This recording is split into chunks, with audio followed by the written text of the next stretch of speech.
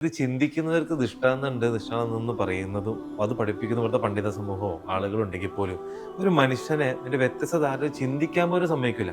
ഇങ്ങനെ ചിന്തിച്ചാൽ അത് തെറ്റാണ്, ഇത് പഴിച്ചു ഇങ്ങനെ ചിന്തിക്കരുത്, അങ്ങനെ പോകരുത്. ഓനൊരു സ്വാതന്ത്ര്യം ശരിക്കില്ല.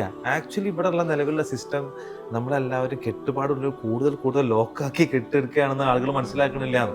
ഇവര് സ്വന്തം ഫ്രീ ആവാൻ തയ്യാറാണെങ്കിൽ, നമ്മളൊരു വ്യക്തി എന്നുള്ള പേരിൽ അയാൾ പറക്കാൻ തയ്യാറാണെന്നുണ്ടെങ്കിൽ അയാളെല്ലാം മനസ്സിലാക്കാനുള്ള ശ്രമിക്കണം. അതിനുള്ള കഴിവ് അള്ളാഹ് ഓരോരുത്തരിലും ഇട്ടിട്ടുണ്ടല്ലോ. അതിനെ നോക്കാതെ, അതിനെ അംഗീകരിക്കാതെ, അതായത് മനസ്സാക്ഷിയെ വഞ്ചിക്കുന്നത് കൊണ്ടാണല്ലോ ഈ പറഞ്ഞിട്ടുള്ള ഓരോ അവസ്ഥകളിലേക്ക് ആളുകൾ പോണത്. അപ്പൊ മനസ്സാക്ഷിയെ വഞ്ചിക്കാൻ തയ്യാറല്ല എന്നുണ്ടെങ്കിൽ ഇവിടെ ചരിത്രമുണ്ട്, ഇവിടെ അറിവുകളുണ്ട്, ഇവിടെ മഷായിഖ്മാരുണ്ട്, ഇവിടെ ഔലിയാക്കളുണ്ട്. അള്ളാന്റെ ദീൻ അവസാനം വരെ നിലനിൽക്കണേ, എന്നും നിലനിൽക്കണില്ലേ? അതല്ലെങ്കിൽ ലോകം ഇവിടെ നിലനിൽക്കില്ല എന്ന് അവന് മനസ്സിലാവുന്നു. അങ്ങനെ ഒരാള് റബ്ബിനെ കണ്ടുമുട്ടണം എന്ന് അവൻ ആഗ്രഹിച്ചിട്ടുണ്ടെങ്കിൽ, അതിയായി ആഗ്രഹിച്ചിട്ടുണ്ടെങ്കിൽ, നെയ്യത്തുണ്ടെങ്കിൽ അവൻ കണ്ടുമുട്ടന്നെ ചെയ്യും. അത് റബ്ബിന്റെ വാക്കാണ്. പിന്നെ നമ്മൾ ഭയപ്പെടുന്നത് ഒരു കാര്യം ചിന്തിക്കാനോ, ഒരു കാര്യത്തിനെ കുറിച്ച് പഠിക്കാനോ, ഒരു കാര്യം മനസ്സിലാക്കാനോ എന്തിനാ നമ്മൾ ഭയപ്പെടുന്നത്? അത് ആവശ്യമില്ല.